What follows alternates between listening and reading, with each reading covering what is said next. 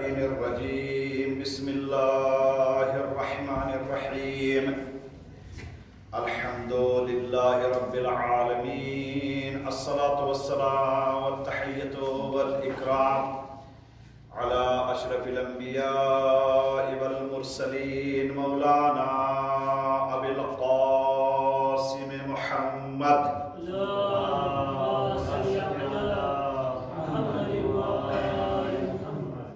وعلى أهل بيته الطيبين الطاهرين المعصومين ولعنة الله على أعدائهم أجمعين أما بعد صلوات على محمد وآل محمد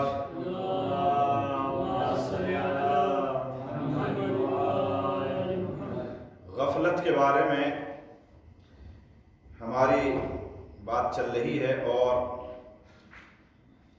آج غفلت کے ذریعے سے جو ہمارا نقصان ہوتا ہے اس کی بھرپائی ہم کیسے کر سکتے ہیں اور غفلت سے کیسے باہر آ سکتے ہیں تاکہ ہمیں اللہ غافلین میں غفلت کرنے والوں میں شمار نہ کرے۔ اس کے لیے چار چیزیں آپ حضرات کے سامنے عرض کروں گا، چار حدیثیں جس میں یہ بیان کیا گیا ہے کہ ہم غفلت سے کیسے باہر آئیں اور کون انسان ایسا ہے کہ جو غفلت سے باہر آ جاتا ہے، وہ غافل نہیں کہلاتا۔ امام علی علیہ السلام کی ایک حدیث ہے، بہت چھوٹا سا جملہ، اور کوشش میری یہی ہے پورے اس میں کہ صرف جو مطلب کی چیز ہے وہی عرض کروں آپ حضرات کے سامنے۔ امام علی بیان فرماتے ہیں کہ بے دوا میں ذکر اللہ تنجاب الغفلہ، اگر انسان کثرت کے ساتھ پے در پہ کنٹینیو اگر اللہ کو یاد رکھتا ہے اور اللہ کا ذکر کرتا ہے تو وہ غفلت سے نجات پا سکتا ہے۔ اگر اللہ یاد ہے، خداوند عالم کو جب ہم بھول جاتے ہیں، اللہ جب ہمارے ذہن و دماغ میں نہیں ہوتا ہے، تبھی ہم غافلین میں چلے جاتے ہیں، تبھی ہم غفلت برتتے ہیں ہر عمل کے بارے میں۔ اور اگر اللہ تبارک و تعالی ہمارے ذہن و دماغ میں رہے گا اور ہمیں یاد رہے گا تو ہر معاملے میں ہم غفلت سے بچے رہیں گے، اگر ہم یہ مانتے ہیں کہ اللہ ہمیں دیکھ رہا ہے۔ ذکر خدا کا مطلب یہ نہیں ہوتا کہ ہم تسبیح لے کر بیٹھ جائیں اور اللہ اللہ یا اللہ یا ربی بس یہ کہتے رہیں، یہ تذکرہ نہیں ہے اللہ کا۔ اللہ کا ذکر یہ نہیں ہے، یہ بھی ایک ذکر کا حصہ، لیکن یہی نہیں ہے کہ ہر وقت ہم یہی کہا جائے ذکر الہی میں کون مصروف ہے کہ جو انسان تسبیح لے کے بیٹھا ہوا ہے مصلی کے اوپر یا کہیں پر بھی اور بس وہ تسبیح نکال رہا ہے، پڑھ رہا ہے تسبیح اللہ اللہ اللہ، ایسا نہیں ہے۔ ذکر الہی کا مطلب یہ ہوتا ہے کہ ہمارے ہر کام میں خداوند عالم ہمارے ذہن میں رہے، اللہ تبارک و تعالی ہمارے دل و دماغ میں رہے۔ کیسے؟ اگر خدا نخواستہ کوئی کسی کو پرابلم ہو جاتی ہے تو اس کے دماغ میں وہ پرابلم کیسے چلتی رہتی ہے کہ کیسے اس کا سولوشن نکالا جائے۔ مثال دوں، دیکھا گیا ہے یہاں اگر ٹی آر اے والے پیپرز لے جاتے ہیں دکان کے تو کیسے دماغ میں چڑھے رہتے ہیں، وہی پتہ نہیں کیا ہوگا، ہوتا ہے نہیں ہوتا ہے۔ انکم ٹیکس والے جب لیتے ہیں ریٹ لگا دیتے ہیں کسی کے گھر پہ تو اس کے دماغ میں کیا چلتا ہے، بس اس سے کیسے چھٹکارا پایا جائے۔ اسی طریقے سے یاد الہی ہمارے دل و دماغ میں رہے کہ خداوند عالم ہمارے ذہن و دماغ میں بسا رہے کہ کیسے وہ ہم سے راضی ہو، اور کوئی بھی عمل انسان یہ نہ سوچے کہ بس یہ میں نے کر لیا تو اللہ خوش ہے۔ خوش ہوتا ہے وہ، لیکن اسے حرف آخر نہ مانے، لاسٹ نہ مانے۔ تو ذکر الہی کے ذریعے سے، اللہ کو یاد کرنے کے ذریعے سے غفلت جو ہے وہ دور ہو سکتی ہے۔ ایک یہ علاج ہے غفلت سے باہر نکلنے کا۔ دوسرا، زیادہ ڈیٹیل میں نہیں جاتا، میں شارٹ سب جو ہے جلدی عرض کروں۔ پیغمبر اکرم صلی اللہ علیہ وآلہ وسلم کی حدیث ہے جس میں آپ نے تاکید فرمائی ہے جناب ابو ذر غفاری کو۔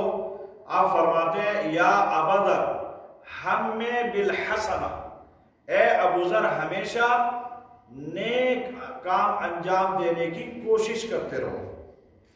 دھیان رکھو کہ ہمیشہ نیک عمل انجام دو. تو اگر انسان کے ذہن میں یہ رہتا ہے کہ میں اچھائی کروں گا اور برائی سے دور رہوں گا تو یہ انسان غافلین میں نہیں جائے گا. اور اگر غفلت میں ہوگا تو غفلت سے باہر نکل جائے گا, اس کا علاج ہو جائے گا. اچھائیوں کی کوشش کرنا. ایک تو انسان ہوتا ہے کہ اچھائی نہیں کرتا ہے اور کوشش بھی نہیں کرتا, نہیں, پہلے گیو اپ کر دیا اس نے, تو اس کا مطلب یہ نہیں ہے کہ بس اب یہ ختم ہو گیا معاملہ. انسان کو ہمیشہ اگر اچھائی نہیں کر پا رہا ہے تو کم سے کم کوشش تو کرے, کم سے کم اس کا اہتمام تو کرے, کم سے کم اس کی طرف ایک قدم تو بڑھائے, تبھی تو دوسرا قدم بڑھا پائے گا. اور اگر پہلا اسٹیپ نہیں لے رہا ہے تو دوسرا کیسے لے پائے گا, تیسرا کیسے لے پائے گا.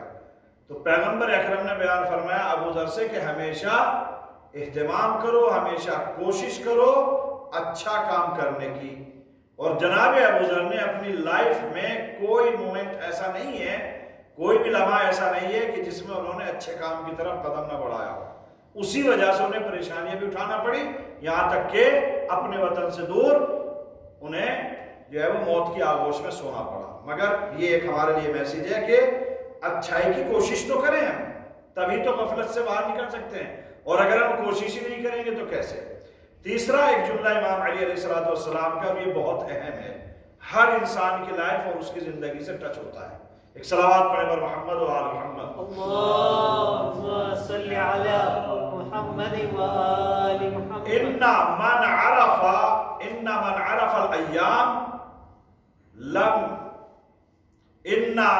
عرف الايام لم يغفل عن الاستعداد. یہ جملہ ہے امام علی علیہ السلام کا, لم يغفل عن الاستعداد.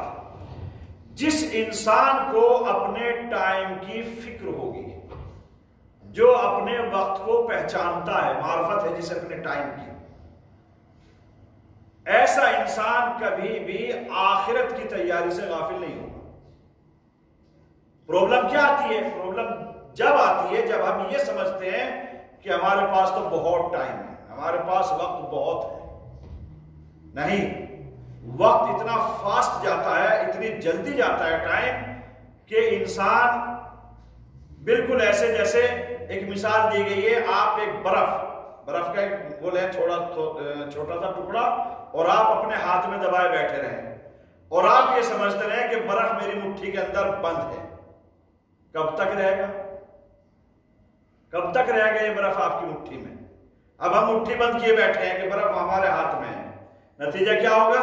5, 7, 10 منٹ کے بعد اگر آپ کھولیں گے تو کچھ نہیں ہے اس میں, یا رہے گا برف ایسے ہی جیسے ہم نے بند کیا تھا. ہاں تب تو رہ سکتا ہے جب اپنے ہاتھ کو بھی فریج کے اندر رکھ لیجئے, بند کر لیجئے, ایسے ہی اتنا ہی ہاتھ فریج کے اندر ڈال دیجئے, تب تو شاید یہ برف باقی رہے گا, مگر پھر ہاتھ نہیں رہ پائے گا. تو ٹائم بھی بالکل ایسے ہی ہے. اب انسان کیا سمجھتا ہے؟ بالکل ایسے جیسے برف مٹھی میں لیے بیٹھا ہے کہ وقت ہمارا ہے, ہمارے باپ کا ہے, ہمارے کنٹرول میں نہیں. ایوری سیکنڈ ایوری منٹ جو ہے وہ کسی کے ہاتھ میں نہیں ہے. اگر کسی انسان کو اپنے وقت کی پہچان ہے, اپنے وقت کی معرفت ہے, تو یہ انسان کبھی بھی آخرت کی تیاری سے اور اس سفر سے غافل نہیں ہوگا. تو ضرورت کس بات کی ہے ہمیں؟ ضرورت اس بات کی ہے کہ ہم اپنے وقت کی قدر کریں, ہم اپنے وقت کو پہچانیں.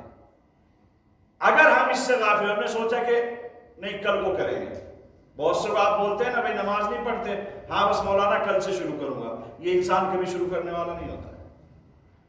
یہ انسان جو کہتا ہے نا کل سے شروع کروں گا, بزرگ یہ بیان فرماتے ہیں اور اخلاق کے استاد یہ کہتے ہیں کہ کل کبھی آیا ہے اور نہ آئے گا. کل تو نہیں آتا ہے, ٹمارو آئے گا.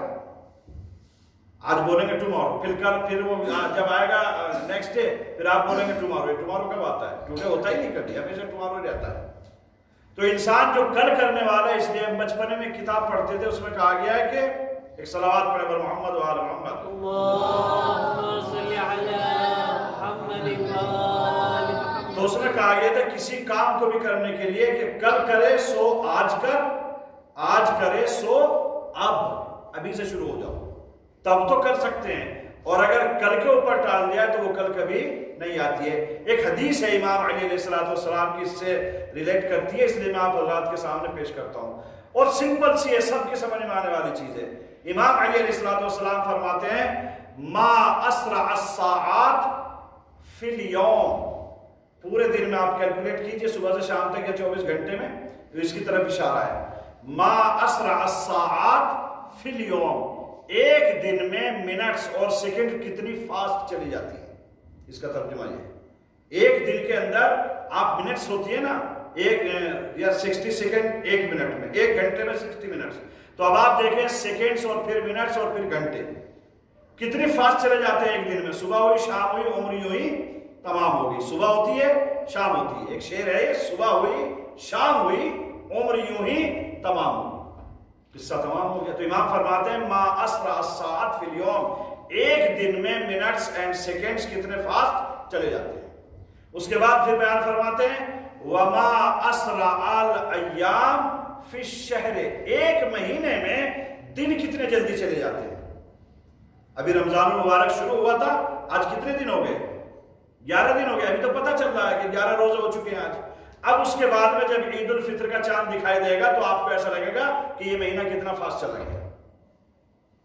عید کے بعد آج عید کا دن ہوتا ہے، اس کے بعد نیکسٹ جب آتا ہے شوال کا مہینہ تو کتنی جلدی چلا جاتا ہے۔ آپ کہتے ہیں کل تو عید ہی ہوئی تھی، ایسا لگتا ہے اتنی جلدی چلی گئی عید، ابھی ایک مہینہ بھی ہو گیا عید کو۔ تو امام فرماتے ہیں دن میں سیکنڈ اور منٹس فاسٹ جاتے ہیں اور پھر مہینے میں دن فاسٹ چلے جاتے ہیں۔ وما اسرع الایام فی السنہ، اور سال میں مہینے فاسٹ جاتے ہیں۔ جب آپ سال کو دیکھیں گے تو آپ کو لگے گا 12 مہینے ایسے چلے گئے کہ جیسے 12 دن ہیں۔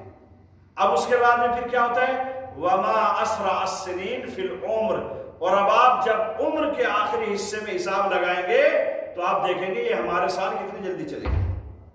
تو وقت اور ٹائم اتنا فاسٹ جاتا ہے کہ دن کے ختم ہونے تک سیکنڈز اور منٹس کا پتہ نہیں چلتا، مہینے کے ختم ہونے میں دنوں کا پتہ نہیں چلتا، اور سال کے ختم ہونے میں مہینوں کا پتہ نہیں چلتا، اور عمر کے آخری حصے میں سال کا پتہ نہیں چلتا کتنے سال گزر گئے۔ ہر سال ابھی ہوتا ہے نا جب جو برتھ ڈے مناتے ہیں، بہت سے فیشن چلتا ہے نا برتھ ڈے منانے کا، تو ابھی کہتے ہیں ابھی تو گئی تھی اس کی برتھ ڈے کچھ دنوں پہلے، نہیں بھائی وہ 1 سال پہلے گئی تھی، آپ کو یاد نہیں، اتنا فاسٹ چلا گیا ٹائم۔ تو اس لیے کہا جاتا ہے کہ ٹائم اتنا فاسٹ جاتا ہے کہ ہمیں اندازہ نہیں ہو پاتا۔ اسی لیے کہا گیا کہ جو اپنے وقت کی اور اپنے ٹائم کی قدر کرتا ہے وہ انسان کبھی بھی آخرت کی تیاریوں سے غافل نہیں ہوگا، نہ معلوم کب موت آ جائے، نہ معلوم ہم اس دنیا سے کب رخصت ہو جائیں۔ تو اب یہ نہیں ڈیپینڈ کرتا ہے کہ کل کو کروں گا، پرسوں کو کروں گا، ترسوں کو کروں گا، ہاں اگلے ویک سے سٹارٹ کروں گا، نہیں، اگر آخرت کی تیاری کرنی ہے تو وہ ابھی سے کرنی ہے۔ ایک صلوات پڑھے بر محمد و آل محمد۔ اللہم صلی علی محمد و آل محمد۔ ایک لاسٹ جملہ جو میں زیادہ تر عرض بھی کرتا ہوں اور دوسرے طریقے سے، لیکن یہ حدیث کی شکل میں آپ حضرات کے سامنے پیش کرتا ہوں کہ امام علی علیہ السلام فرماتے ہیں کہ ایما مومن حافظ علی الصلاۃ فلیس ھذا من الغافلین، جو انسان اپنی نمازوں کی حفاظت کرتا ہے ایسا انسان غافلین میں، غفلت کرنے والوں میں نہیں۔ یہ ترجمہ ہے حدیث کا۔ نمازوں کی حفاظت کرنے کا مطلب کیا ہوتا ہے؟ اس کی جو تشریح کی گئی ہے اور اس کی جو وضاحت کی گئی ہے، نمازوں کی حفاظت کرنے والا ہی نہیں ہے کہ ڈنڈا یا تلوار یا بندوق یا گن لے کے بیٹھ گیا کہ میں اپنی نماز بچاؤں گا، نہیں۔ حفاظت کرنے کا مطلب یہ ہے کہ انسان اسے پابندی سے اول وقت کوشش کرے، اور اگر اول وقت نہیں ہے تو کم سے کم اس کے ٹائم میں پڑھنے کی کوشش کرے اور پڑھے۔ یہ ہوتا ہے نماز کے اوپر حفاظت کرنے کا مطلب۔ تو ہم اپنی نمازوں کو اگر ہو سکتا ہے تو اول وقت پڑھیں، اس کے بعد تشریح کی ہو سکتا ہے تو مسجد میں پڑھیں، اگر جماعت پاسبل ہے تو جماعت کے ساتھ پڑھیں۔ اپنی نمازوں کو اگر کوئی حفاظت کرتا ہے تو ایسا انسان غافلین میں نہیں ہے۔ قرآن مجید میں بھی ہے حافظوا علی الصلاۃ والصلاۃ الوسطیٰ، اپنی نمازوں کی حفاظت کرو۔ اس کی تفسیر میں یہ بیان کیا گیا حفاظت کرنے کا مطلب انہیں تاخیر میں نہ ڈالو۔ قضا ہونے کی تو بہت بڑی بات ہے، کہیں بھی شریعت نے اجازت نہیں دی ہے کہ انسان اپنی نمازوں کو قضا کرے کسی بھی قیمت کے اوپر۔ روزے قضا ہو سکتے ہیں، حج آپ ڈیلے کر سکتے ہیں اور دوسری چیزیں ڈیلے کر سکتے ہیں، بٹ نماز کے لیے نہیں کہا گیا ہے۔ نماز کو یہ کہا گیا کسی بھی طریقے سے اسے آپ اس کے وقت میں پڑھو، اور ہو سکتا ہے تو اول وقت پڑھو۔ یہ ہے حفاظت. جو انسان اپنی نماز کو اول وقت ادا کرتا ہے ایسا غافلین میں نہیں ہے. ایک صلوات پڑھیں بر محمد و آل محمد. اللهم صل على محمد وآل محمد. الہی بحق الزہرا و ابیہا و بعلہا و بنیہا، پروردگارہ بحق محمد و آل محمد، یا اللہ ہمیں ہمیشہ نیک عمل انجام دینے کی توفیق عطا فرما، گناہوں سے اور برائیوں سے بچنے کی توفیق عطا فرما. یا اللہ بحق محمد و آل محمد ہم سب کو صحت و سلامتی اور طول عمر عطا فرما. یا اللہ حاضرین مجلس کی تمام دلی اور شرعی خواہشات کو پورا فرما.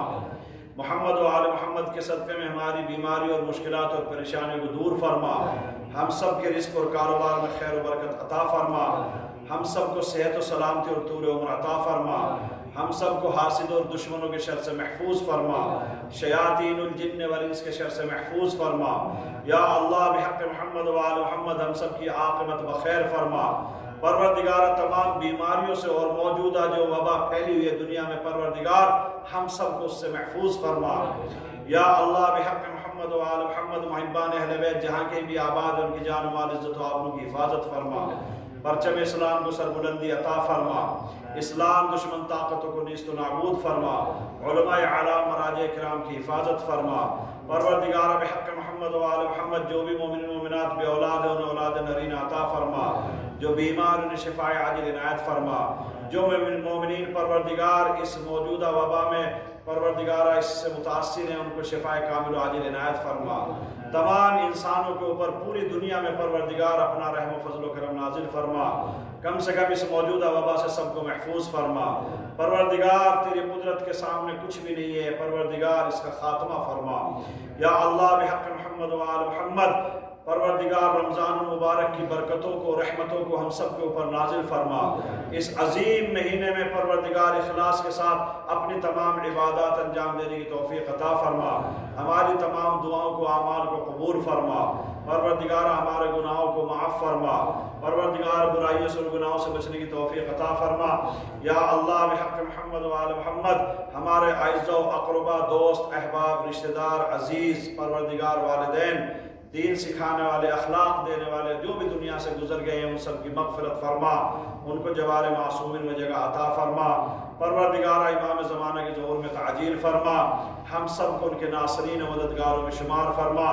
ربنا تقبل